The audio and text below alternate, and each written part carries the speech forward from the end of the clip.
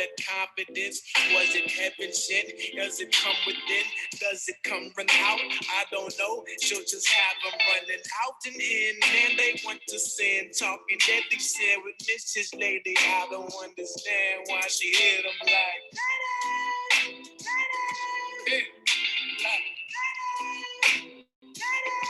Girl, you rockin' me. Oh, how you doing? How you doing? Yeah, yeah. Baby, you rockin' me. I always say that.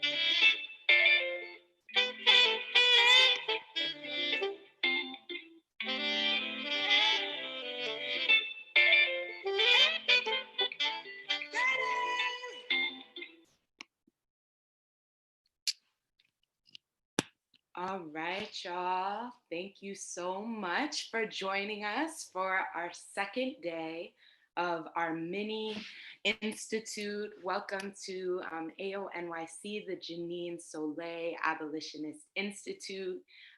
This year, we're dedicating this institute to the life and memory of Janine Soleil. We appreciate you for being here. And if you're wondering, where we got those tunes to welcome you into the space from, feel free to check out Belfina's playlist on Spotify. Belfina facilitated our intro to RJ yesterday, and that playlist is on Spotify as RJ 101. So feel free to check that out. Want to start with just a welcoming, some thank yous, some affirmations to bring us into the space today. So thank you firstly to the Barnard Center for Research on Women for supporting the Institute and also supporting us with our live stream that is happening now via YouTube. We appreciate you. Thank you, Hope and Eve, who are also supporting with that. We also want to thank Flux Factory for their partnership and their support, and also the partnership between EFA Project Space and Project NIA to put this together. This is a 2-day version of a 7-day institute that we put together for and with young people, 16 to 24-year-olds, and we're excited to have you all in the space with us now. And I just want to introduce a few other amazing supporters that we have during our time together. We have both our ASL interpreters, Crystal and Billy, who you see now on the screen. And then we also have Caitlin, who is our amazing closed captioner. And so if you want to enable closed captions on Zoom, you should be able to click at the bottom of your screen to enable those. And if you're on YouTube, there should be a button by the button for settings for you to click to open those as well. And then we also have our amazing, amazing tech extraordinaire, Ebene, on the line with us as well, who is doing all of our tech-related things. We appreciate you. Thank you. And with that, just want to take a moment to get into a few of our values and community agreements. But first, I want to open up to folks. We do have something called our Institute Padlet, where we have posted resources from all of our sessions during the Institute and also our 2 days together here. So you can type in that link into your search bar and you'll have resources, recordings, graphic notes on things related to PIC abolition, organizing, healing, justice, and more for self-study and, to be in conversation with your folks about. So want to open the space by getting us grounded in our values together in our time together here today. So we're holding interdependence, humility and courage, responsibility and accountability, sharing and sustainability, integrity and authentic connection, as well as liberation and possibilities, healing, transformation and growth, compassion and trust together in our time today. And we're also holding commitments with one another, being really deeply engaged in listening and actively listening to our facilitators, the questions that folks are uplifting, embracing unprincipled struggle, and remembering that what's said here stays here, only the learning leaves, and to engage in this space with a lot of curiosity, and judgment and curiosity can't coexist. So dig into being curious and ditch judgment while we're in this space together. And then also a few notes on just, we are in a virtual space. So we're asking that folks respect the chat. If you need to take a break, go do what you need to do. We want to make sure that you are taking care of yourself and feel free to do that as you need. And then also, if you have questions that come up during our time together, feel free, if you're on Zoom, you can type your questions directly in the Q&A box. There's a space for questions and we'll be answering those and uplifting those during our time together. And if you're on YouTube, you can also type your questions directly in the chat and someone will be monitoring those to uplift those in the Zoom as well. So that is, our foundation setting for our time together. And with that, I want to introduce our amazing facilitator for today, Santera Matthews, who is going to be taking us through some youth safety planning. And yeah, Dylan, you can share your screen and we can switch over to Santera.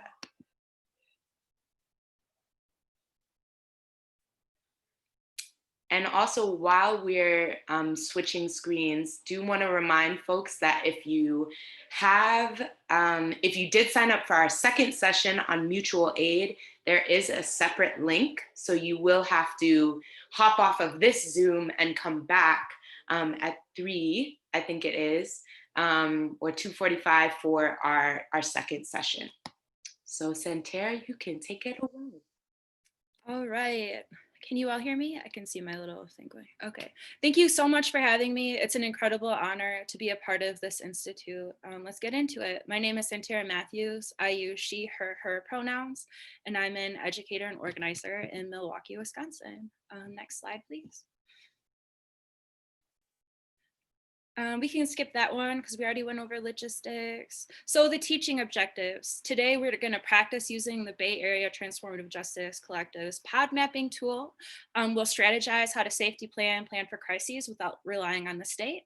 And we'll just get into a little bit of a discussion about crisis prevention and healing. Next slide, please.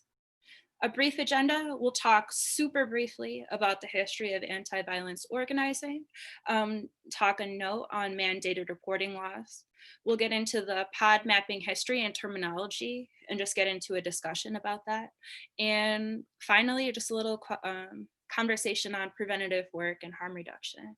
Next slide, please. Okay, so basically the too long didn't read summary of anti-violence work on Turtle Island, which is today referred to as United States, is that we've been keeping each other safe without relying on the police and state and punishment or violence for thousands of years. A lot of times this conversation gets phrased as a brand new thing, but actually what's not new, it's not new. We've been doing this already. What's new is policing, prisons, and surveillance. And they're relatively new in the grand scheme of history on this land as well as this planet. And it's been actively opposed since the very beginning. So this struggle isn't new. I want to honor that we're continuing the struggle that people, our ancestors, have been doing for thousands of years. If you read a letter to the anti-rape movement zine, it goes into a huge history about like the 60s and the 70s and the not battle, but like the conversations that feminists were having in the 60s about, do we partner with the state, as well as mainly people of color, women of color, Black women, Indigenous people saying, excuse me, no, we don't want to collaborate with the police. That's going to have super horrible consequences. That zine will go way more into that. Next slide, please. Okay, so this conversation is focused on supporting youth. And so I wanted to talk briefly about mandated reporting laws, because youth, a lot of people that you might reach out to, or just maybe networks that you're in, you might have mandated reporters in your support network. So let's just talk about what they are. They've been around in the United States since about the 1960s, and they're laws that are meant to encourage reporting to Child Protective Services. A mandated reporter, if they suspect abuse, neglect, or other type of violence, are supposed to make a call, and a lot of times to Child Protective Services. These laws exist in all 50 states across the United States, but they're implemented very differently. In some states, everybody's a mandated reporter. In others, certain professions like teachers, doctors, certain volunteer capacities are mandated reporters. So you can look on the RAINN website, RAINN.org, and you can plug your state in and then find out what your mandated reporting laws are. But Generation 5, it's an organization that's committed to ending childhood sexual abuse within 5 generations. They've noted that these mandated reporting laws typically help to drive childhood sexual abuse underground. It makes people actually feel less safe about disclosing, because a survivor loses agency in what happens when they're seeking support. If they reach out to a mandated reporter, that person calls Child Protective Services. They don't, I mean, maybe somebody will respond to that call and check in and see how people are doing. But a lot of times, no, they won't do anything, or it's just really invasive questions. And so these laws take away agency. It takes away people's ability to determine what type of support they would like, what type of healing, and just how they just want to disclose what's going on. So thank you so much to Generation 5 for doing that work and figuring that out. Just some things to remember and I just also wanted to say that the mandated reporting laws, what they do is they require a call if you suspect abuse. And again, like I said, I'm in Wisconsin. If you suspect abuse, you're supposed to make a call to Child Protective Services. This varies across the United States. But that is the same across the country, that the only thing you're required to do is make a call, and then your job is done. And a lot of people just do this as a way, or it's promoted as a way of like, if you see something, say something, just do it. But it does absolutely nothing to try to activate any type of support networks. Yes, there are helpful people out there that will try to do more than just make a call. But just in my personal experience, I've seen you make the call, a person makes the call, and then they keep it moving. And so we're definitely going to talk about how do we push back against that? How do we actually get the support that we want and need? So just some important things to remember when you're requesting support of somebody that might be a mandated reporter. And these slides will be available to you all, so you don't have to worry to scramble or anything. But you're going to want to think, like, how are you going to ask for support? Are you going to ask in an email? Are you asking over social media? Are you asking via text message, in person? Like, what is that mode that you're going to be asking for support? And just think about who would have access to that information. Just how is it going to be? What's the trail of that? What information do you absolutely need to share in order to receive care, guidance, and support? Like, what is the stuff at bare minimum that you're going to want to share to be able to get some report? What kind of support would you like to receive? And I know, just as a survivor myself, in my experiences, we don't always know what we want. Sometimes it's really just to have a conversation and to be seen and heard, and be validated. So I'm not trying to say that you have to know exactly what you want in that moment, but just have an idea. I just know in my personal experience as a high schooler, reaching out to somebody, all I wanted was validation and the person that I loved and trust, and still do hold that, but called our school resource officer. And that just, it triggered a whole series of traumatic conversations with the school resource officer about some harm I experienced. And I remember the whole time talking and saying, like, I don't want to press charges. And the officer was like, I hear what you're saying, and that's not your call. You don't get to determine that. So anyway, all this to say is, what kind of support you want. You just think about what you're asking of this mandated reported. And then what are the risks in reaching out to this person? I'm not saying you take these risks and then you say, crap, I can't do anything, but just like be, so that you can have some type of plan for like what you're going to encounter. Maybe they're going to say, okay, we're going to make this call. I'm just going to document, and then we can help support you in different ways. Just be very prepared for what happens once you reach out. Okay, next. Okay, so we are going to go into the pod mapping history and terminology. So the pod map is actually the white rectangle that is the image on there with the circles. That is the pod mapping worksheet. And that comes out of the Bay Area Transformative Justice Collective. And it's a tool that they created to talk about how you could activate resources in your pod. And so pod are just the people and the resources that you would call on for support. And this could be like you can have so many different pods for different things. Have you experienced violence and now you need people to support you? Are you supporting somebody else? And how does that look? Another thing would be, another pod could be for mutual aid. We've seen like Miriam as well as other people talk about how to activate a pod for different scenarios. So that is just a very brief discussion about what pods are. We'll get more into it. Can we have the next? Okay, and so they decided to come up with the pod mapping tool because they were coming across a thing that community was something that a lot of people had a vague understanding about, but didn't actually understand if they had a connection or any type of actual like concrete way of feeling community. They could say, oh, I'm a part of, and this is coming out of Bay Area Transformative Collective, like, I have the Bay Area community, I have the queer community, but weren't able to actually name any people. It was just this abstract thing. People have romanticized ideas of community. Oh, the community is going to support me. We have each other's backs. We believe in XYZ things. And, people are really messy, and that's not really how things actually end up working. And so, yeah, it was too vague.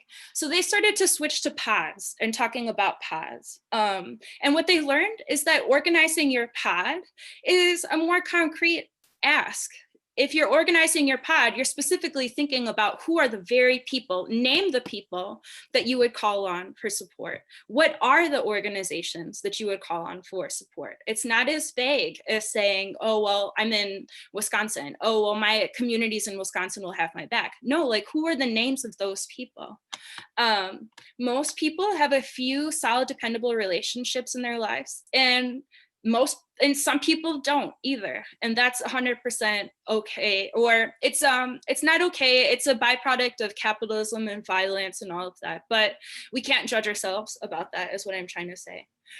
Many people have less people they could call on to take accountability for harm than they've done for harm that happened to them. So people will be like really quick to jump in. to support you if you have been hurt, but if you hurt somebody else, people have less tools to do. Which, this is not funny, but I always just think, like, my mom is not in my pod for if I was harmed. I mean, she will do great in that, but like, my mom is like the queen at being like, we need to do better. So I always, like, that's just one thing that I've always thought about, is that this, maybe it is easier for you to find people that are able to hold you accountable. But anyway, next slide, please. Okay, so pods and pod mapping. When to pod map? You can do this anytime, literally anytime, but you need to remember that consent is crucial. You need to ask your people or people that you want to be in your pod before you just put them in there.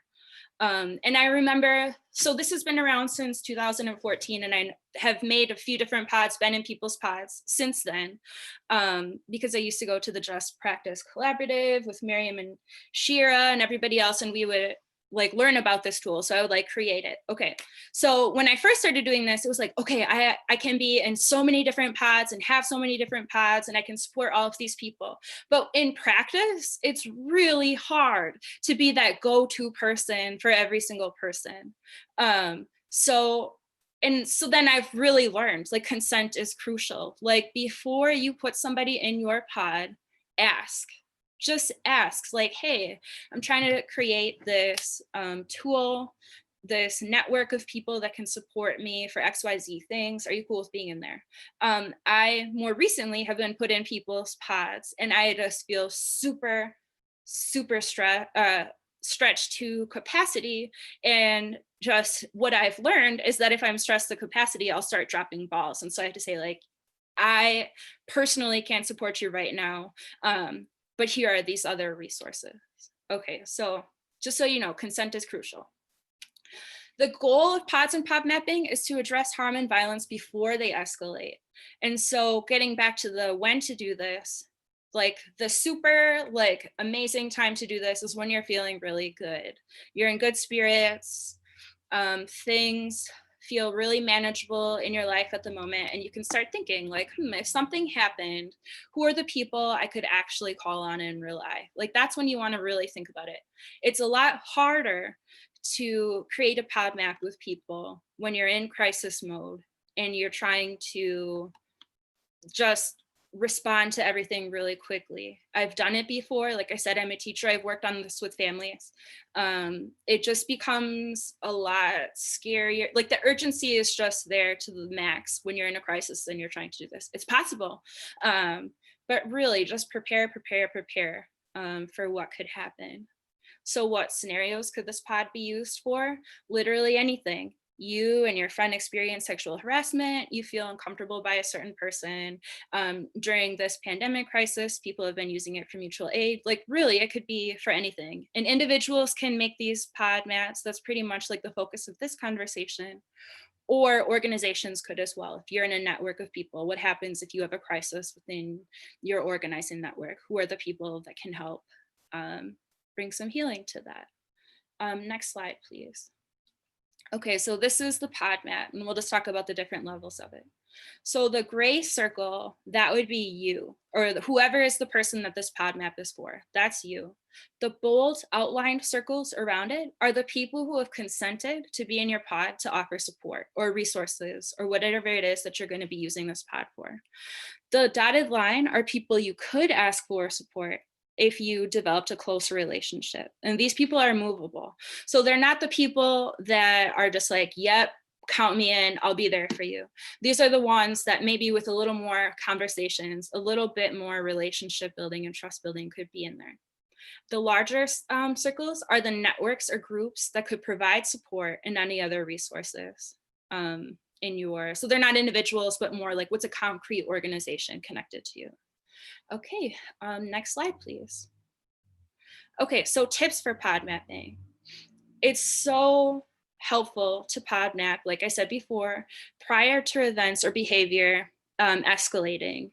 It's so hard to respond to something when it's at the full-blown crisis and capacity, like takes all of your capacity. So if you can just practice. Who are your people? Who could you call on? Who are the people you could support? Just think about that. I've learned this as well from the just practice. Yes, I'm going to slow down.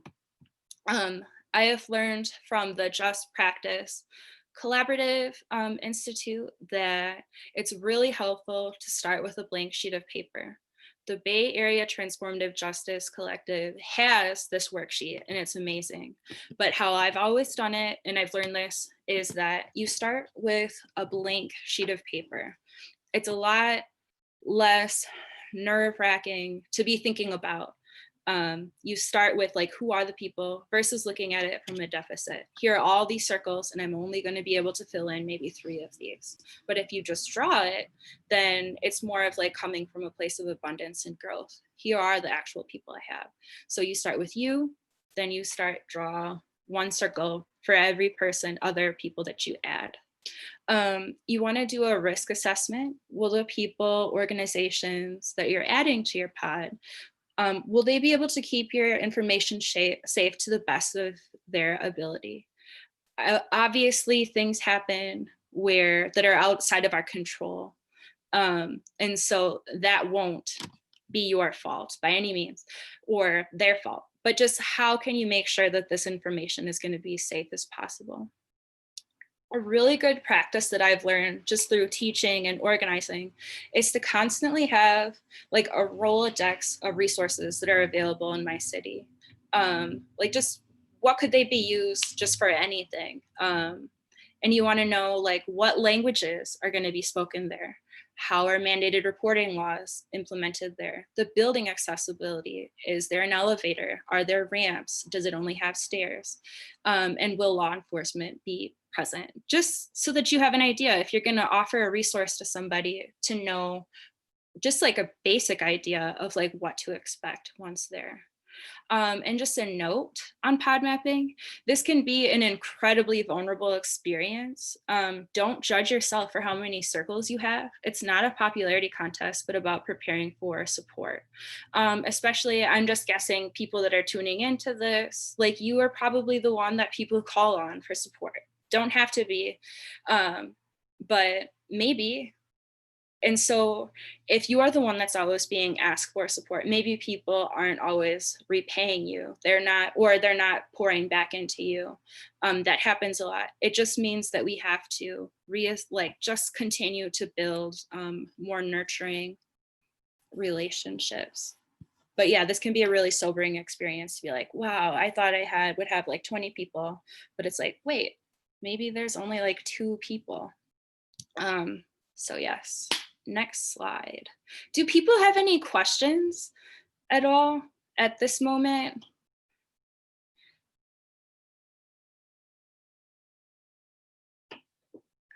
Okay, I'm going to keep it moving. So let's practice. So I made this pretend scenario.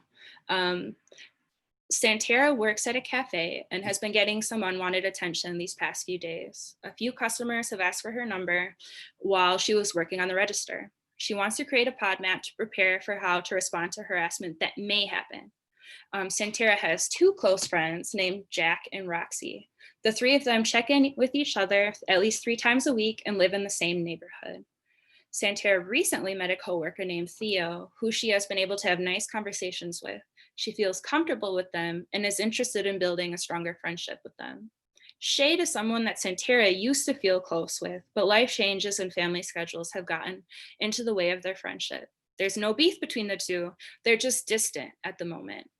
In Santera City, there's an LGBTQ center that has open hours from noon to 4 p.m. daily. People can use the common space to do work and hang out or have meetings. So this is just a pretend scenario. Next slide, please.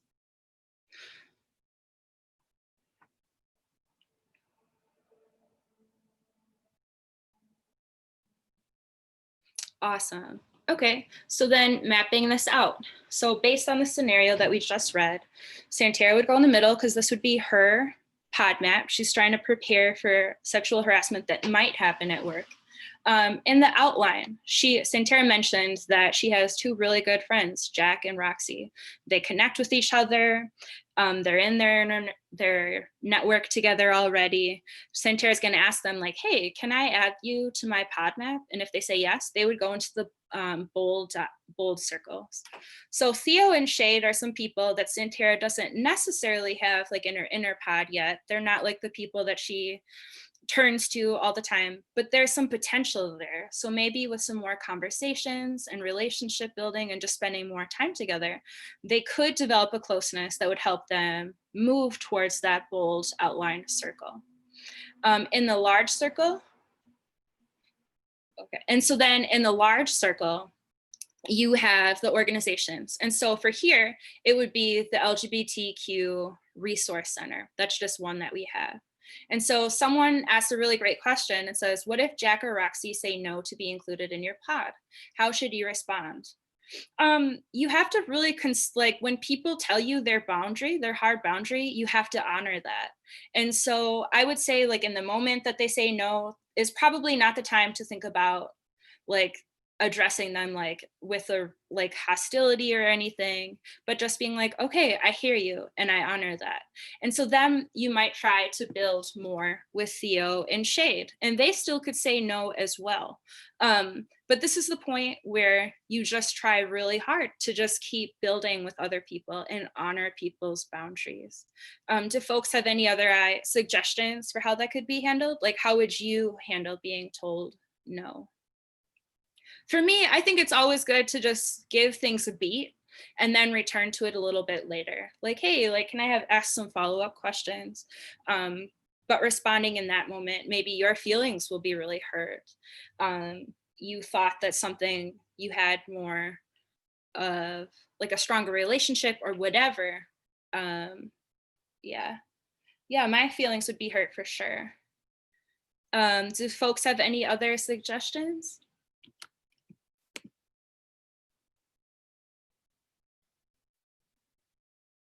Okay, so someone wrote, maybe also asking for clarification or having an open conversation later on about what you could do to build that relationship to a pod point.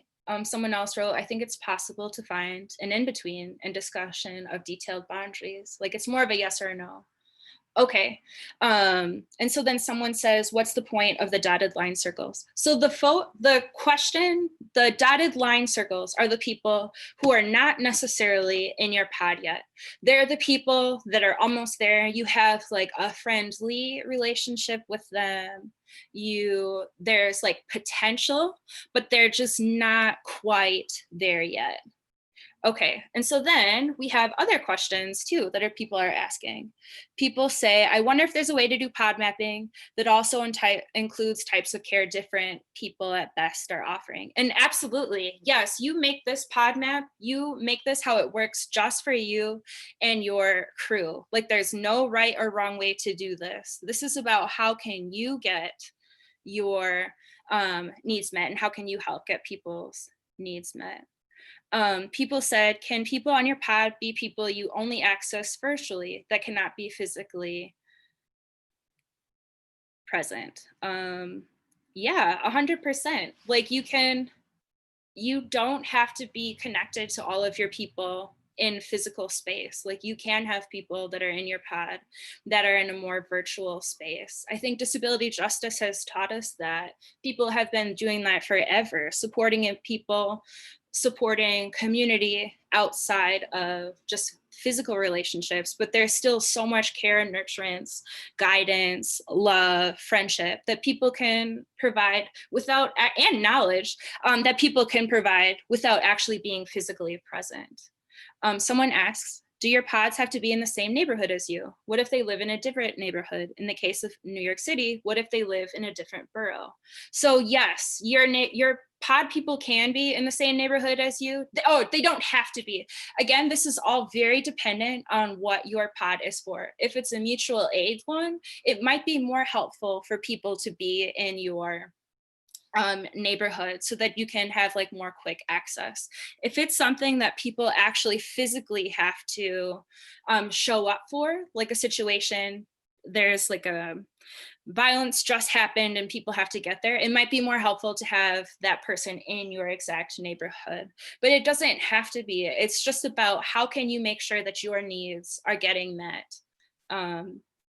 Yeah, how can your team activate resources to get your needs met, even if you're not in the same area? Let's see. How can you address feeling guilty for not having the capacity to be part of someone else's pod and address their hurt, but also care for your own boundaries? I think it takes practice. It takes a lot of practice. I consider myself still young. I'm 30, and I guess like something that's really helpful is just practicing saying no. Like, we are not superheroes. We cannot address every single thing. We just can't. We can't be there for every single person. A really big thing I've learned is I love you, but no, or I love you and no. And so you just have to sit with that. You have to sit with like that feeling. But if you say yes to everybody, and it's a lot of people, I promise you, balls are going to be dropped. You're not going to be your best self. You will reach compassion fatigue. And it just won't be the most incredible thing ever. And so then you have to work out with that relationship like, hey, I just set up this boundary. Here it is. I literally have nothing else to give. I wish I did, but I don't.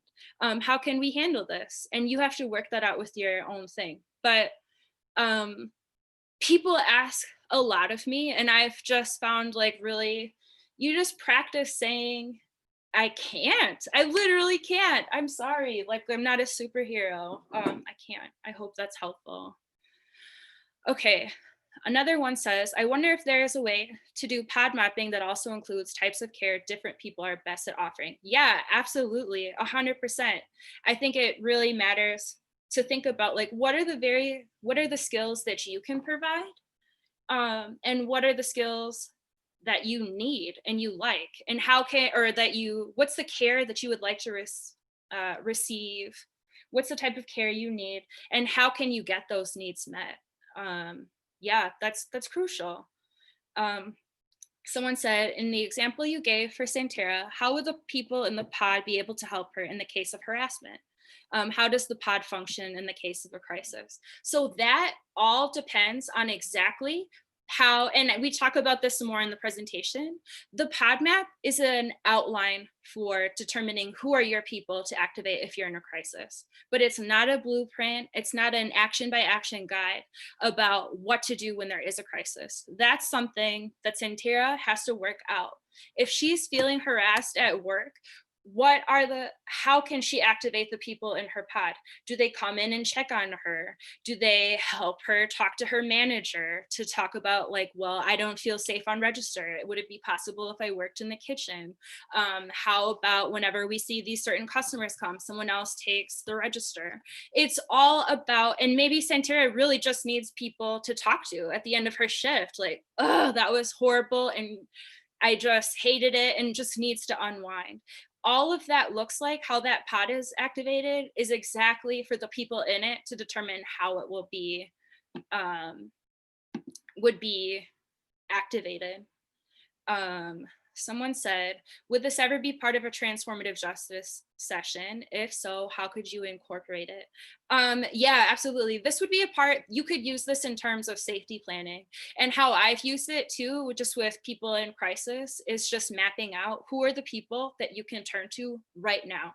Who are the people that have your go bag? Who are the people that can take a call right away? Who are the, like, I don't want to give like concrete examples of exactly like what that safety plan looks like, because I don't want people to think that there's just this easy answer. You follow this 1, 2, 3 guide and you're safe, the end. No, life doesn't work like that at all.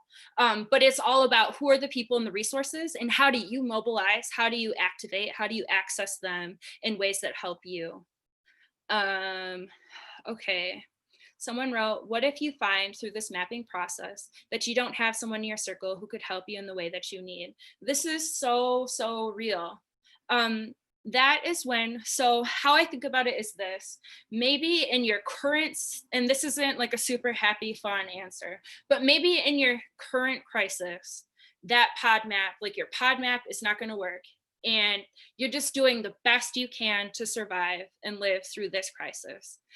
But maybe for the next one, this is where you're building and you're asking, like, why don't I have these specific needs met?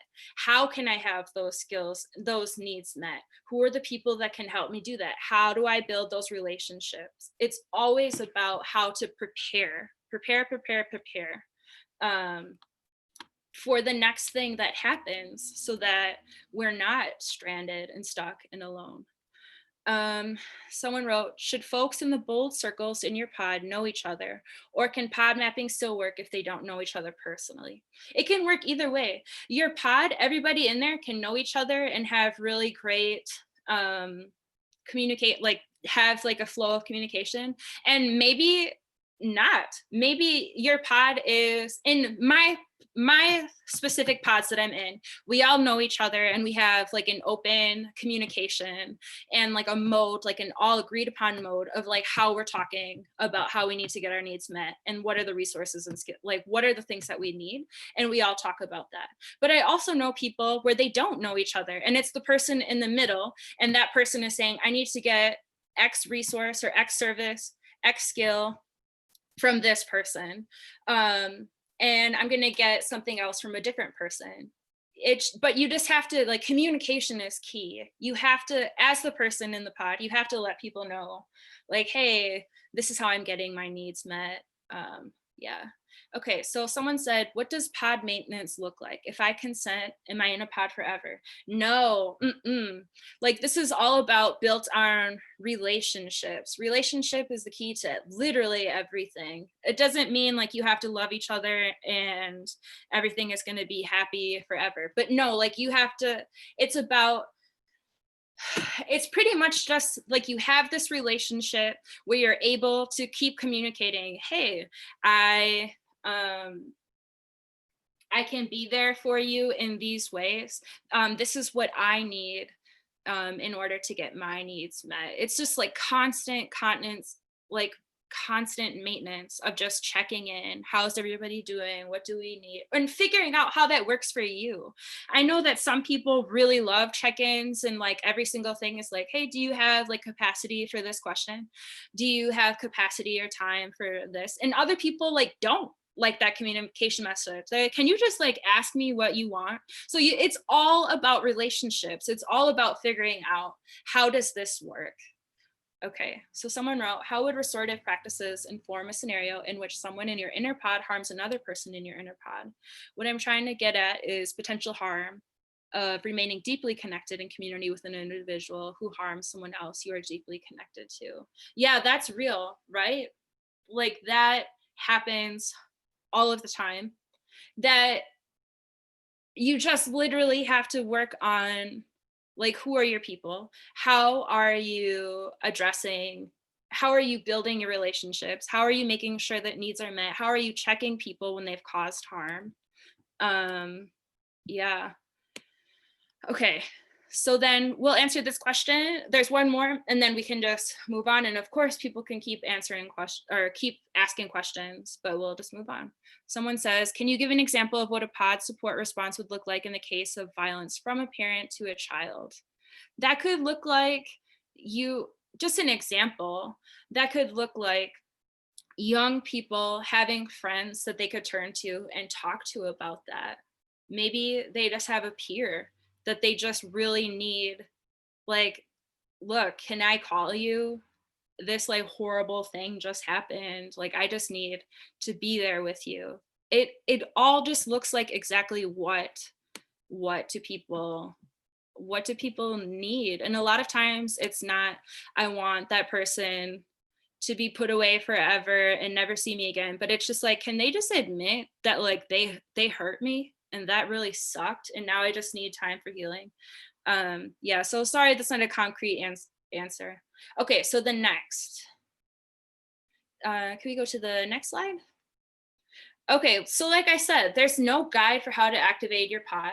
You work with your pod to map out how to receive and support, support and resources. So there's literally no, you won't find a 1, 2, 3 step guide about how to do this. This is all about what you need to do. Like what works for you all? How do you get healing and safety, support and resources? How does that look like for your specific pod? Next slide, please. Okay, so then here are just some like guiding questions, suggestions for activating your pod. You want to figure out, how will you ask for and receive support? What support and or resources can you offer? What's your preferred communication method? Like I said before, in my pods, we have either text threads or we're on Facebook Messenger. Maybe I shouldn't put my business out there like that. Well, but we just have like ways of connecting in like rapid response ways, but then also an understanding like, hey, I'm not always going to be able to, like, this week is rough, I won't be there. But you talk about it. You talk about this. You have to figure out what type of care do you like to receive and how do you like to receive it? I think that's a really hard thing as well. Asking for help sucks and it's hard. And I mean, it gets a lot better over time. But you have to practice and you have to think about, like, in this vulnerable position, like, what's the best way that I can ask for it and receive it? And how do I like it to come? You have to figure out, what does your schedule of support look like? If you're in a crisis, like, how often do you need people checking in? How often do you not want them to be checking in? What are the things that you want? You figure that out for your own self. You have to think about, what are your boundaries and how you'll communicate your boundaries and hold those. And that's a whole lot of work about just thinking about what are my no's I'm not going to do, and how do I just really communicate and build that trust with someone, like, look, like, I can't do that. You want me to work with this person and it's not going to happen. And no, I love you and no. So it's just really that hard work of figuring out what you can and cannot do. You have to figure out who has a copy of this map and where's it safest. For some people, it might not be the safest that they have this information on themselves. So who's the one person, who is somebody that you know that it'll be as safe as possible, where it's not as risky. I've kept them in my classroom before for people. You just have to figure out what works for you. So then another question people have asked before, and I know this happened earlier today too, people ask, what if I have no people? I have no pod people. Ways that we can work around this, ways that, like, I've seen people work through this, is connecting with virtual communities, finding people there that you can connect with, get to know your neighbors, just really figuring out, like, what are the interests that you have and how can you find the people virtually in your neighborhood that share these, and how can you grow from there? And so when you're activating your pod, it's really important to just try your best, do your best, and be reflective. And so what I do with my teaching practice, as well as in transformative justice practice, is always asking, what happened? How did things go? What worked? What went well? And what didn't work so great? And how can we make this better? It's so important to always be just constantly thinking about this. How can we improve and how can we make things better? And then also, when things are just awesome, slam dunk, everybody feels like their needs are met, you feel like you're safe and good, like, how can you replicate that for your own selves? Getting really good at that. Yes. And so I'm going to check the Q&A again. Okay, so someone asked, is it important to connect people in your pod to each other? I think it depends on what your situation is. It totally depends. If it's one where you want to make sure that everybody is on, like, if it's like you're activating your pod because there's a crisis, it's probably going to make more sense that your people are connected to each other, just so that your pod people and their bold circles, like, know and have a streamline of a communication about what's going on. so that there's not crossover, and then people can share the work.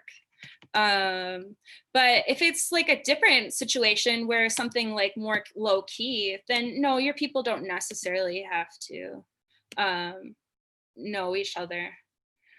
Someone asked, how would you address a scenario where you want someone in your pod but can't be in theirs, or vice versa? You're in someone's pod and you're happy about that, but don't want to be them to be in your pod. That's a really great question. I think it's all, again, about talking about boundaries and relationship building, and just letting people know, hey, like and be honest as possible about why that is. Hey, like I really love and appreciate the support I'm receiving. At this moment, I can't like offer it back. I just don't have it in me to offer it back. Or yeah, it's just really being honest. That's what it is. Someone wrote, what does pod mapping within an increasingly gentrified city neighborhood look like? Question from Seattle, where tech has overtaken a lot of housing stock in the region. Does somebody else have, does anybody have ideas about what that might look like? My specific pod mapping experiences are working with families who are trying to activate resources when they're feeling in danger because another family member is making them unsafe. Does anybody have ideas for this? Like, what does pod mapping look like in increasingly gentrified neighborhoods? I mean, it would be the same as anywhere else. You would be looking for people wherever you can find them. So sometimes those are people in institutions that are in the outer circles that you are going to and recognizing and starting to build over there with folks. Sometimes you're working with folks who are virtual, who aren't in the space that you're in. The point is to figure out how to build your own communities. Those don't have to be geographic ones. I think that's what this experience and this activity can help you figure out. Thanks, Miriam. Someone said, what are restorative-based guidelines on giving, receiving feedback on pod support both ways? I don't want to would that person be able to ask that question again? Someone says, what if you have someone you want to ask to be in your pod, but you're not sure if they'll be honest about their boundaries?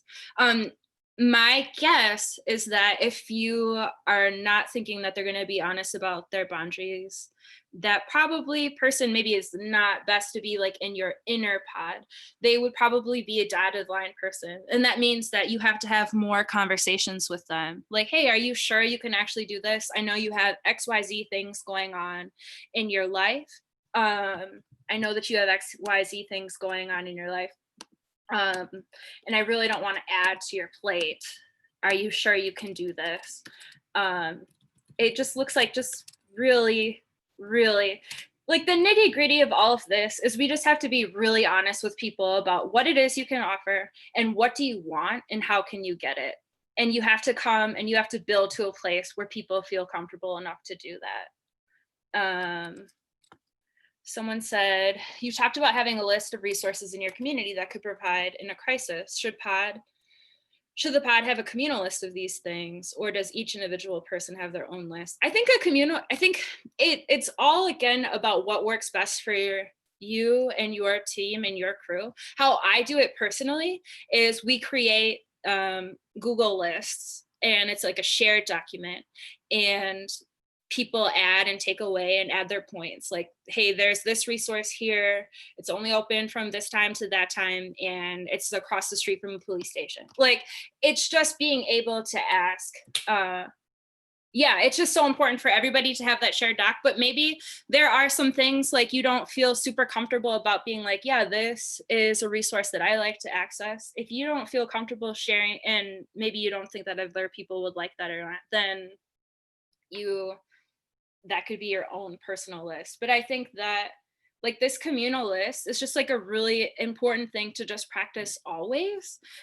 Just to think about like, what are the things that we have available to us that we can point people to or access. Okay, so thank you so much for re-asking your question.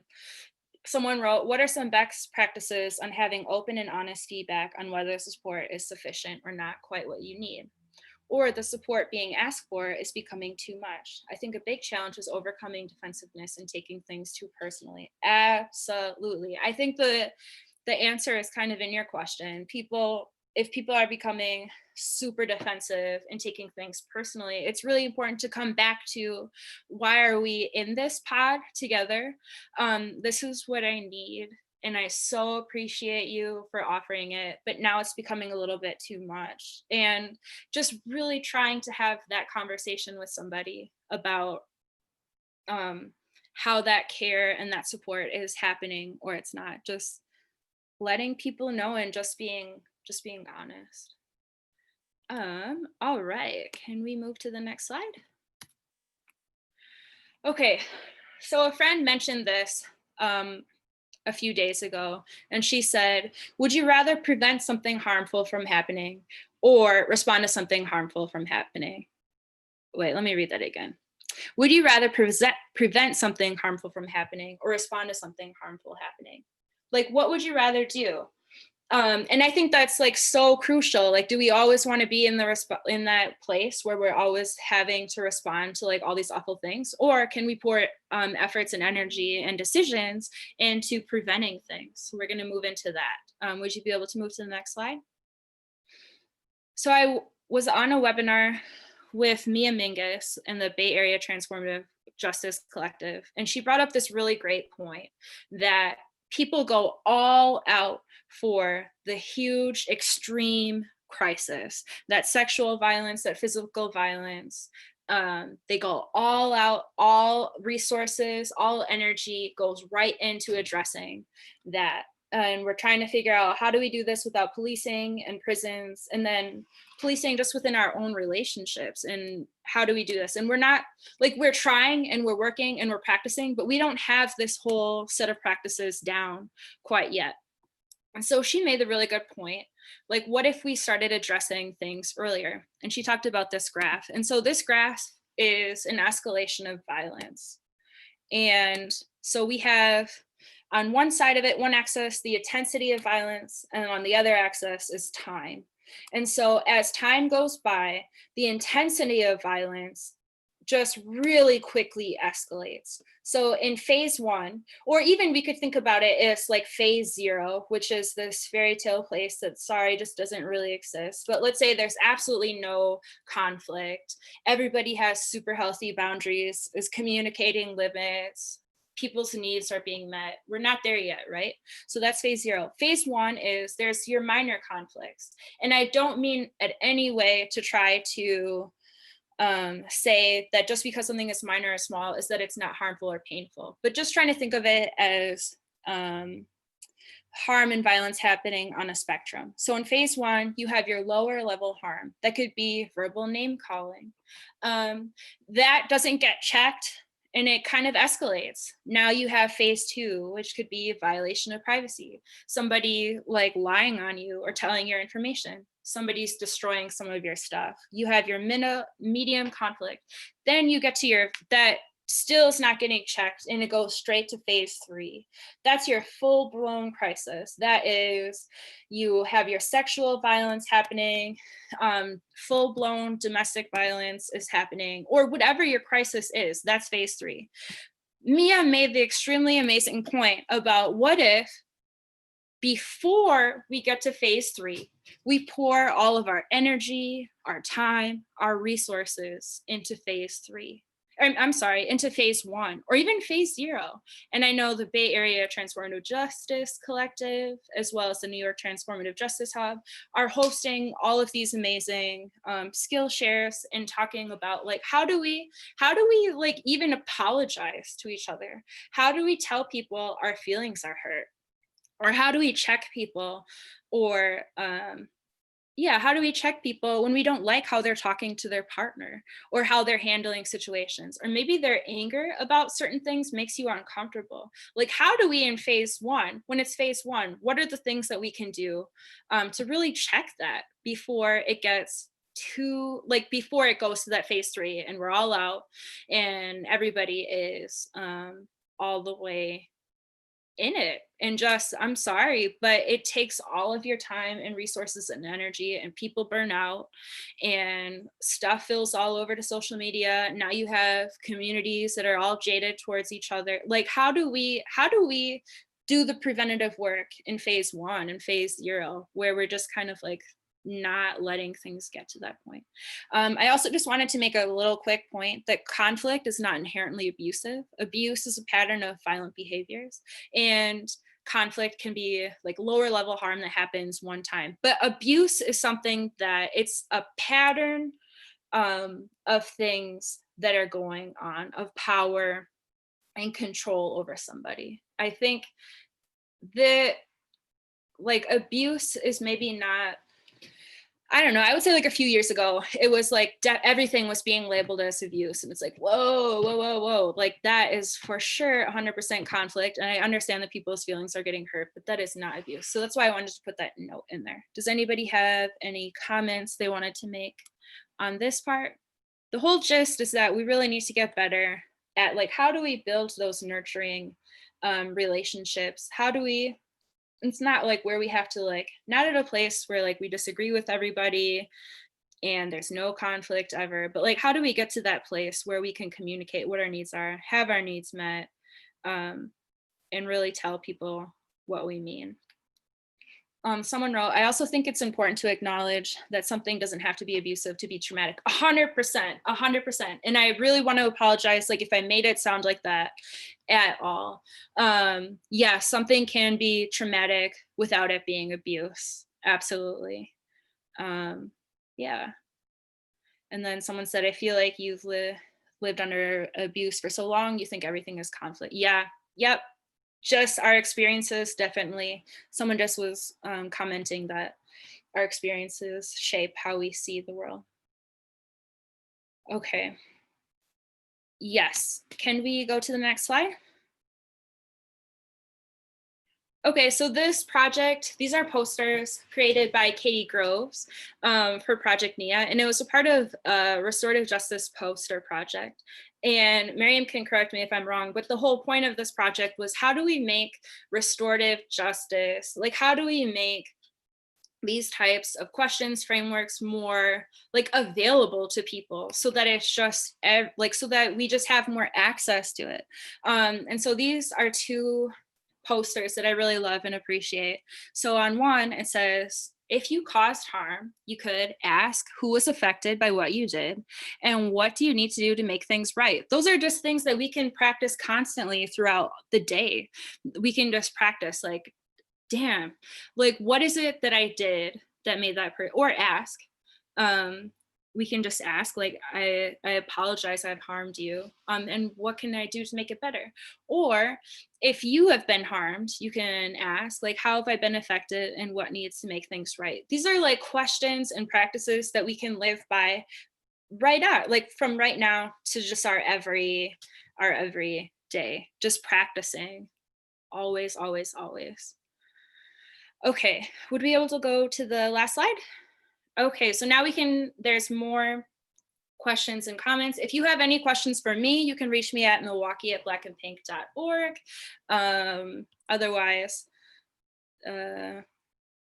there's like the Bay Area Transformative Justice Collective website, the New York Transformative Justice Collective, and there was some resources that I had sent that will get sent to you.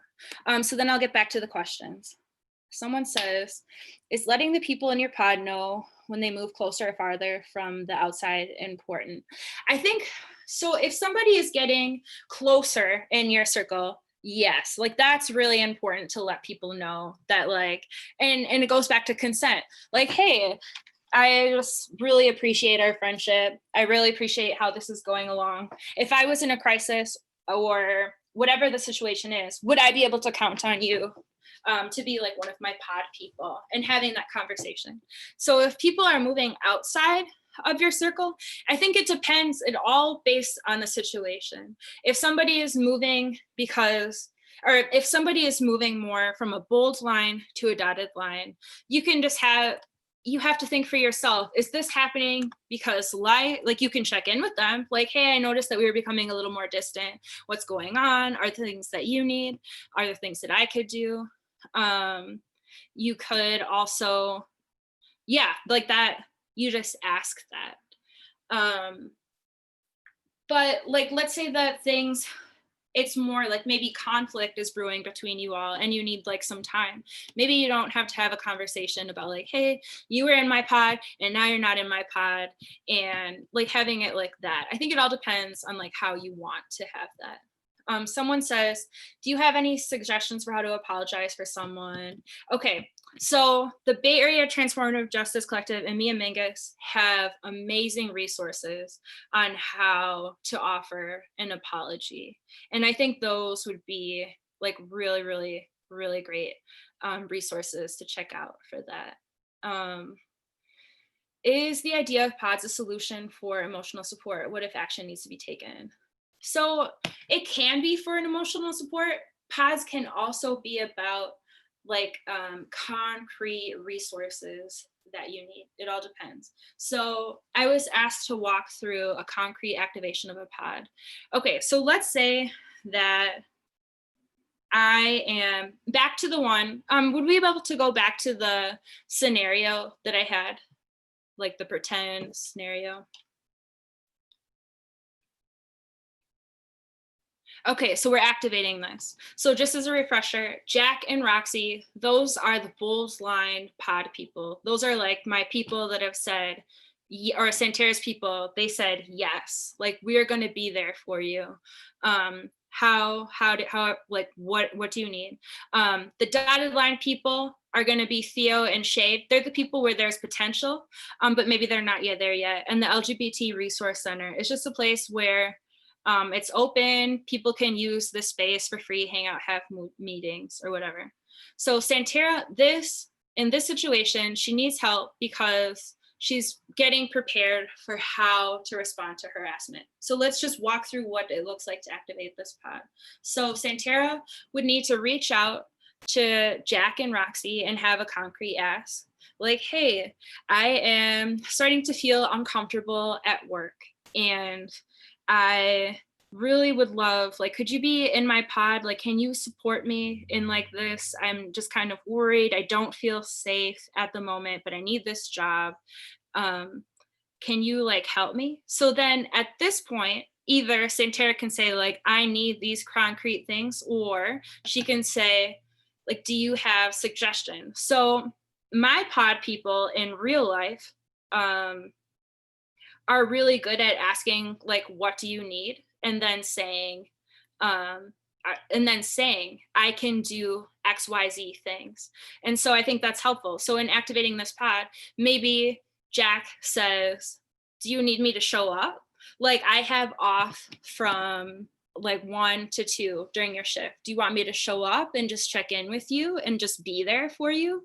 That's a specific thing how the pod could activate. It could also look like, can you make sure that while I'm at my shift that like maybe I'm imagining this, maybe it's not really as scary as I think it is, but can I check in with you on text, like whenever I go, like just to process this? And so maybe activating the pod looks like they have a text thread, and anytime that they feel unsafe, they can reach out to their friends, and those people will say like, validate your feelings. Maybe that's what you need. Do they need to figure out how to get there and show up? So that is like, you're at like, what is it specifically you're thinking about it? And maybe your pod people are also helping you. Like, what are the things that you need to feel and be safe to the best of your ability? And so then that's what that looks like for the inner pod. So for the dotted lines, so with Theo and Shade, so they're not there yet. They're not like in this inner pod, like saying, yes, this is exactly what I can do to help you. But maybe Santera, to help move them towards the bold line, she starts the conversation and has more concrete of an ask with Theo. Like, hi, like, oh my God, we've been hitting it off so well. Like, I don't feel like super, like, I don't know, like sometimes the customer is just like really cross the line. Maybe it looks like having more explicit conversations and trying to get a grasp of what they feel, what's Theo's take on work, and are your values aligned? Is Theo validating like, yeah, like that's kind of creepy and unsafe? And then so then now it seems like Theo's a little bit more movable, and then you can ask like, hey, is it cool like if I can you be in my pod? Would you please be in my pod? Same goes for shade. Maybe you just check in, and it's not, because they're in the dotted line, maybe it's not necessarily, and there is some like distance between you two. Maybe the first thing you do isn't ask and say like, hey, I have this like situation going on at work. Can you please be there for me? But maybe it's more checking in like, hey, I'm sorry, like things have been getting kind of distant between us, but I really appreciate you and I want to like build again. How are you doing? What's up? And then maybe after a while, then you start, you can have that conversation. So that's really what it looks like activating your pod, asking your people to be in it, and then asking concretely, will you support me? And then you all talking through like, what does that support look like?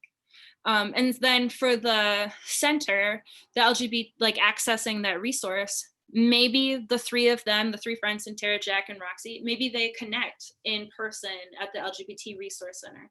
It has open hours. They can go in there and they feel affirmed and safe there. And that's a place where they can actually go and touch base in person and talk about this. Does anybody have any questions about that one? Okay, I see other questions. So someone wrote, you discussed how you have used this practice in schools. Could you talk a bit more about how that has worked in terms of building trust with families you are helping in order to provide them support, start this process with them? Sure, so as an educator, it's always just crucial. As I said, with organizing, relationships are everything. It's so important to develop trust, and just like some type of relationship, like a good, solid, trusting, open to the best of your ability with the families that you work with the people that you work with, so that you can even have this conversation. Yeah, so it's just, I've never had to like make one of these out of nowhere. Like I'm not starting from point zero and being like, hey, I notice you're in a crisis, let me do this thing with you. It's already at a place where we have trusted communication. We're checking in every day, even if it's just like, hey, this is how your child was at school today or whatever. Like we're just talking, so that when that crisis happens, we can be like, okay, let's talk about what are the things, like who are some people that you can call on, and then thinking about, here are the resources that you can access. How are you going to get food this weekend? How are you going to, we need extra clothes. Where are the places that you can go to get the extra clothes, stuff like that. So it's really, I just don't think somebody would even trust you and like disclose a bunch of information to you if you don't have that relationship. So that's just key, just building with people. Someone says, what's the best way to communicate an issue to a person who fears conflict and confrontation? Do people have suggestions for that? Mine is trying to always ask questions like, what is the best way to communicate an issue to a person who fears conflict and confrontation? I feel like so many people are afraid of fearing conflict and confrontation. I mean, it can look like starting soft, more like softly, like, hey, I noticed like this thing is going on. I hear someone's about to talk, go for it. No, I was just gonna jump in to support. Oh yeah, go for it. Yeah.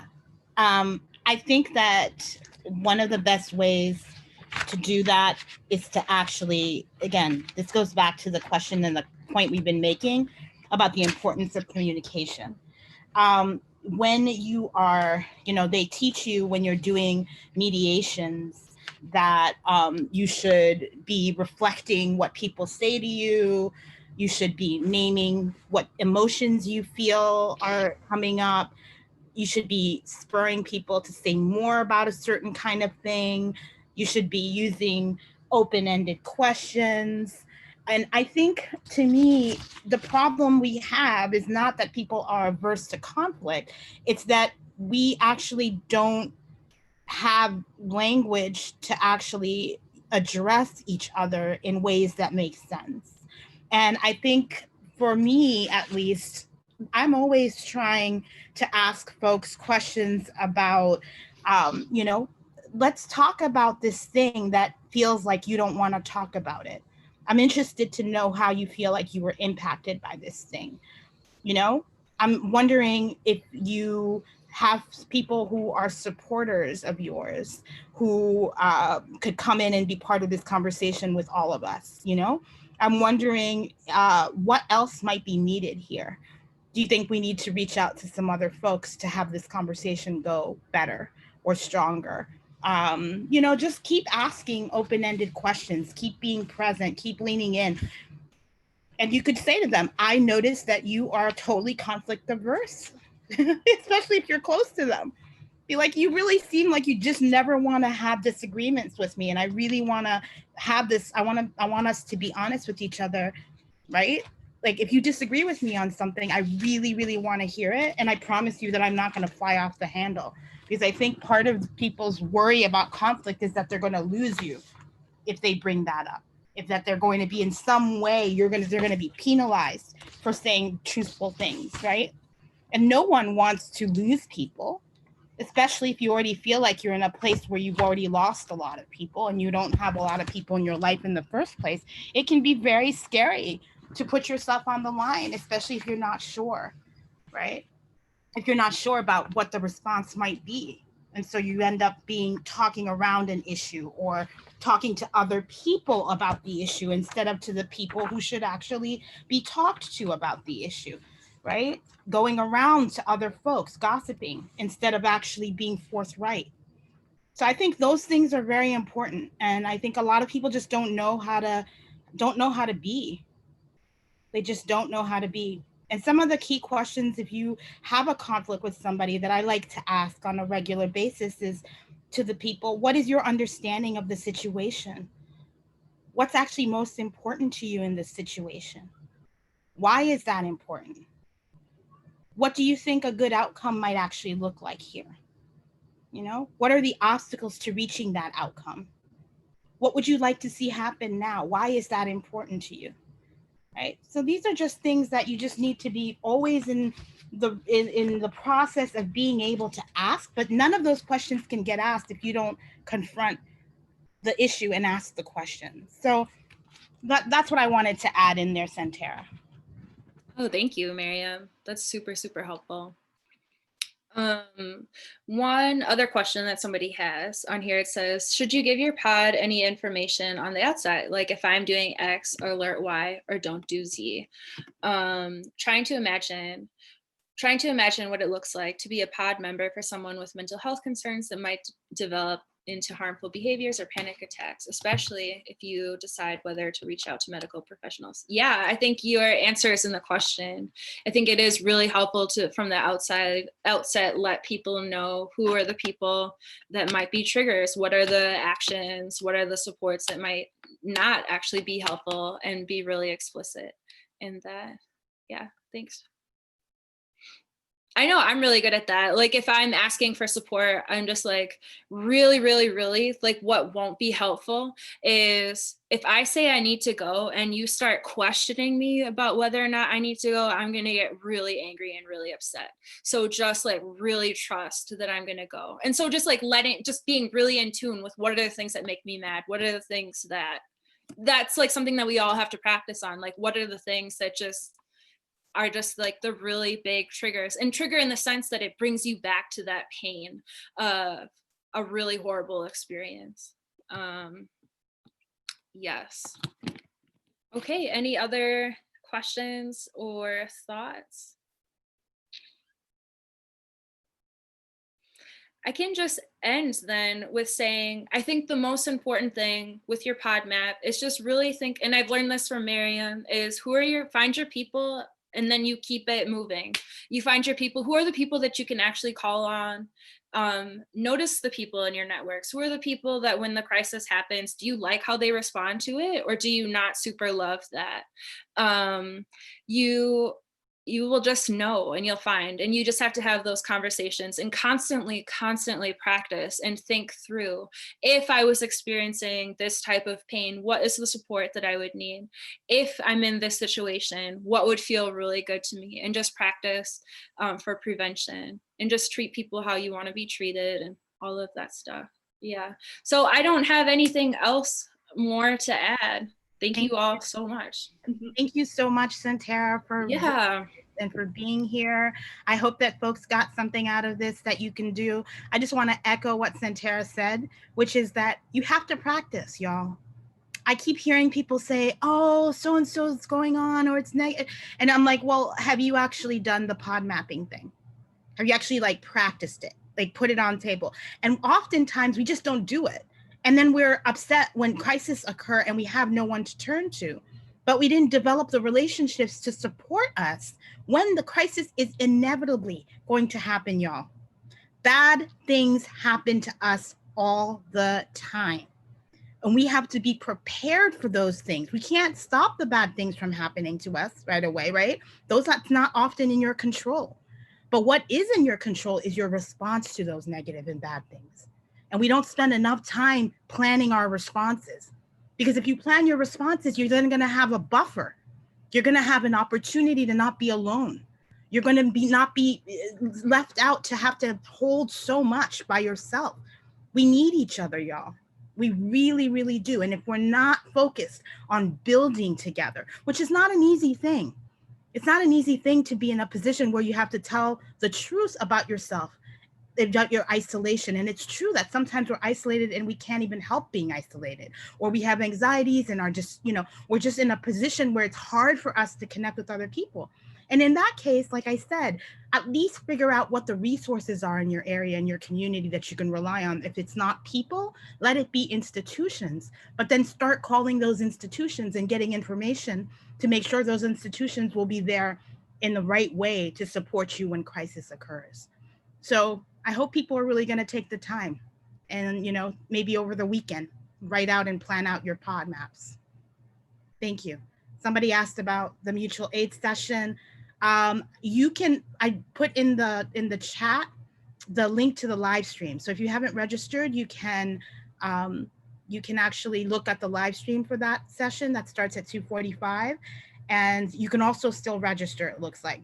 Ebony, they don't have the registered link, I don't think. So that's the point. Thank you to our interpreters, to our live captioners. We so appreciate you. And we'll see some of you back here in 15 minutes and some of you on YouTube. Bye, everybody. Bye. Thank you, everybody. Bye.